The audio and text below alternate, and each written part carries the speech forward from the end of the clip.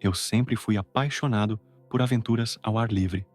Desde pequeno, explorar trilhas e acampar fazia parte da minha rotina. Mas nunca imaginei que uma dessas aventuras mudaria minha vida para sempre. Meu nome é Ricardo e esta é a história da última vez que fui ao interior da minha cidade natal, Black Hollow. Black Hollow sempre teve um histórico sombrio. Era uma cidade pequena, rodeada por uma floresta densa que parecia nunca ter fim. Desde criança, eu ouvia histórias sobre pessoas que se aventuravam demais nas trilhas e nunca mais eram vistas. A polícia sempre dizia que era fácil se perder, que os animais selvagens representavam um perigo real e que aqueles que sumiam provavelmente não sobreviveram às condições da floresta. Mas, entre os moradores, circulavam rumores muito mais aterrorizantes. Sussurros sobre cultos obscuros, rituais e criaturas que ninguém conseguia explicar. Eu nunca acreditei nessas histórias. Para mim, eram apenas lendas criadas para assustar crianças. Então, quando decidi acampar sozinho no meio da floresta, não hesitei. Eu já conhecia bem o terreno, tinha todo o equipamento necessário e estava determinado a passar uma noite tranquila sob as estrelas. Cheguei à floresta ao entardecer. Segui uma trilha conhecida e montei minha barraca perto de um pequeno riacho.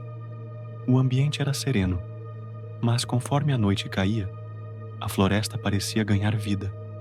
O som dos grilos, o uivo distante de algum lobo, o farfalhar das folhas no vento. Tudo era normal, até que, por volta da meia-noite, um grito cortou o silêncio. Era um grito humano, um pedido de socorro. O som veio de dentro da floresta, denso e desesperado. Meu coração acelerou e, por um momento, hesitei. Mas algo dentro de mim me empurrou para frente. Peguei minha lanterna e comecei a seguir a direção do som. O caminho era difícil, cheio de raízes e galhos que pareciam tentar me segurar.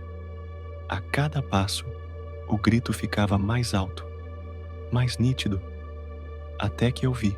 A clareira se abriu diante de mim, iluminada apenas por tochas dispostas em círculo. No centro, um grupo de figuras encapuzadas estava reunido ao redor de algo, ou alguém.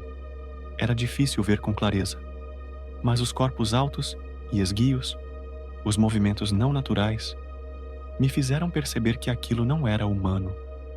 Suas vozes ecoavam em um cântico incompreensível, e no meio deles, uma pessoa estava ajoelhada, tremendo, amarrada.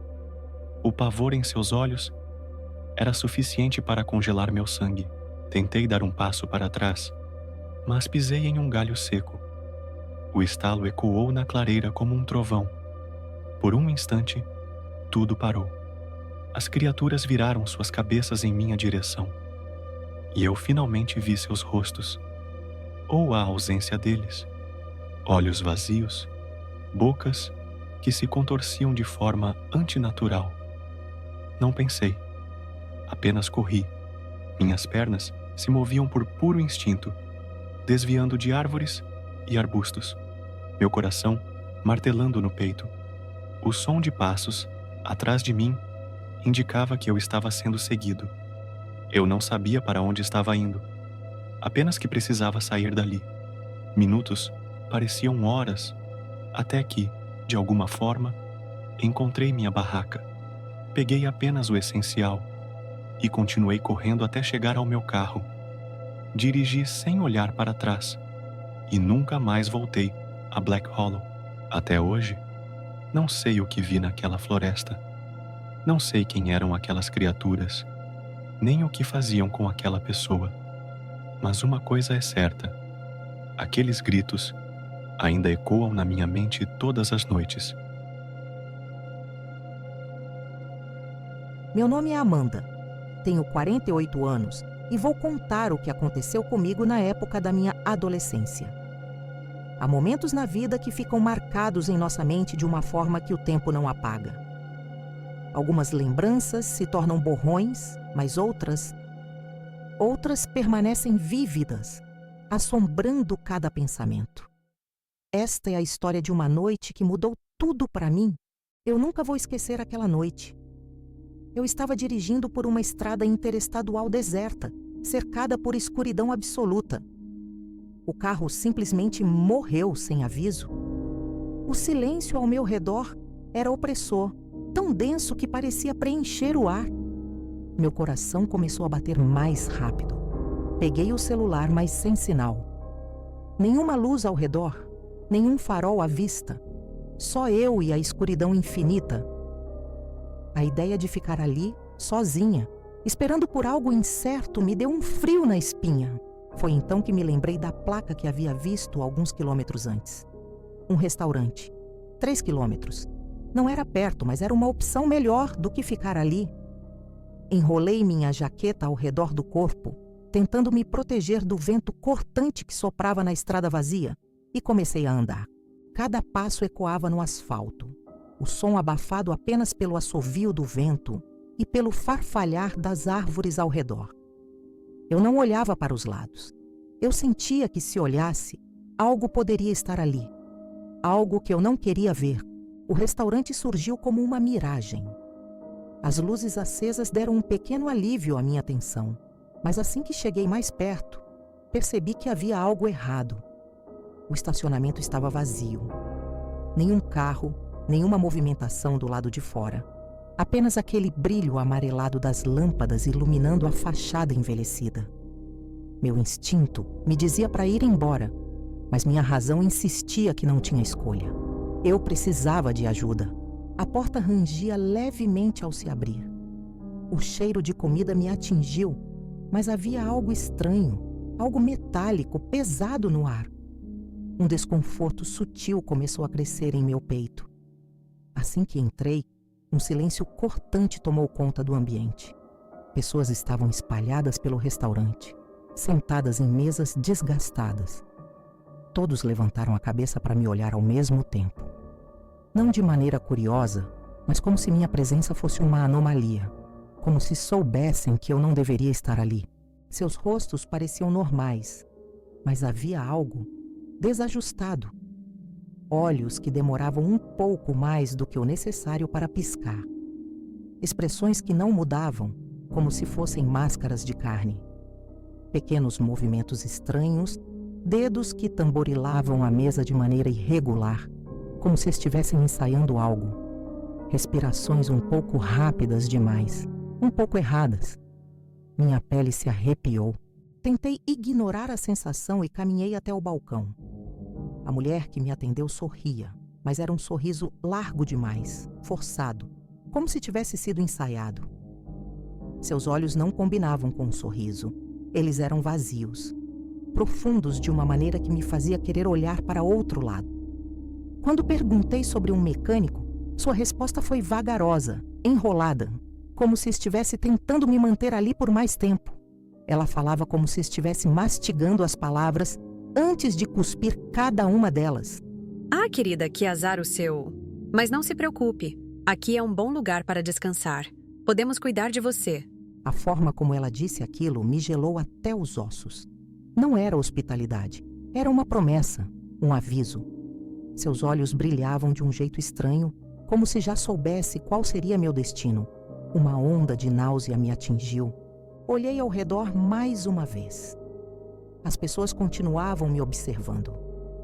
Um homem no canto, de pele pálida e olheiras profundas, mexia em algo na mesa, os dedos finos e ossudos segurando um talher como se fosse uma extensão do próprio corpo. Uma mulher mais atrás sorriu para mim, mas seus lábios demoraram a voltar ao normal, como se tivesse esquecido como relaxar os músculos do rosto. Então percebi algo. Não havia comida de verdade nos pratos. Apenas ossos. Ossos limpos. E o cheiro pesado de carne queimada se tornou insuportável. Foi aí que vi a porta no fundo do restaurante se abrir levemente. Um homem saiu de lá, limpando as mãos em um avental imundo, O avental estava vermelho, sangue fresco. Meu estômago revirou. Ele me olhou e sorriu, mas não como alguém que encontra uma pessoa perdida. Foi um sorriso de satisfação, como um caçador que vê a presa já encurralada. Eu me virei para sair. Meu corpo inteiro gritava que eu precisava sair dali. Mas antes que eu pudesse dar um passo, senti uma mão apertar meu braço. Um aperto forte demais para ser apenas um toque. Ah, querida, ficar sozinha no escuro não é seguro. A voz da atendente era doce, mas sua mão gelada em meu braço dizia o contrário. Seus dedos cravaram na minha pele com força, como se já soubesse que eu tentaria fugir. O brilho nos olhos dela era de quem já tinha feito aquilo antes. Eu não pensei. Puxei meu braço com força e corri. Meus pés pareciam afundar no chão. Minha respiração era errática. Atrás de mim, ouvi passos apressados, ouvi vozes, ouvi algo pesado caindo. Mas eu não olhei para trás. Meu único objetivo era chegar ao carro. O restaurante ficou para trás, se transformando apenas em um brilho distorcido na minha visão periférica.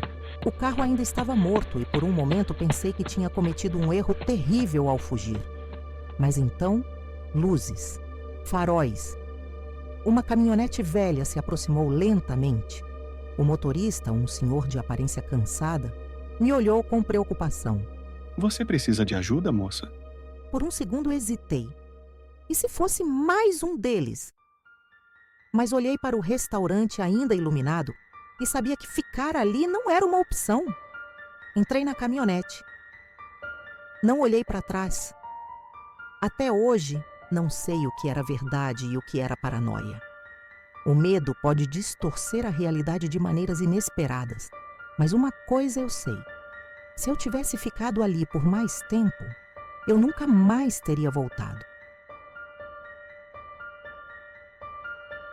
Meu nome é Annie e eu sou a criadora do canal, junto com meu namorado. Esta é a minha história e ela merece ser contada. Isso aconteceu na minha infância, quando eu tinha aproximadamente 8 anos. Naquela época, minha casa já carregava uma energia pesada, muito antes da noite que marcou minha vida. Meus pais estavam em meio a uma separação conturbada, mas minha mãe se recusava a aceitar. Brigas constantes, traições e crises de ciúmes tornavam o ambiente sufocante.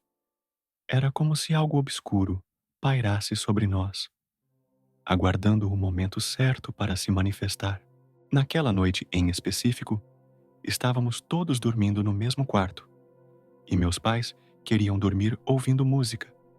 Eu e minha prima, que tinha a mesma idade que eu, decidimos dormir juntas, em uma rede. Meus pais tinham o costume de dormir ouvindo música, e como de costume, colocaram uma música antiga para tocar, Girls Just Want to Have Fun. Eu ainda me lembro da melodia leve enchendo o quarto, um contraste irônico com o que estava prestes a acontecer. O que vou contar agora são palavras da minha mãe.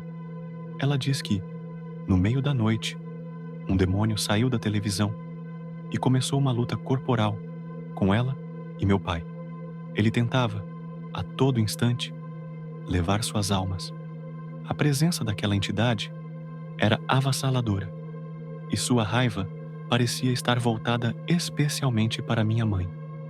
Ela dizia que não entendia o motivo, mas sentia que aquela criatura queria algo dela, algo que ia além do nosso entendimento.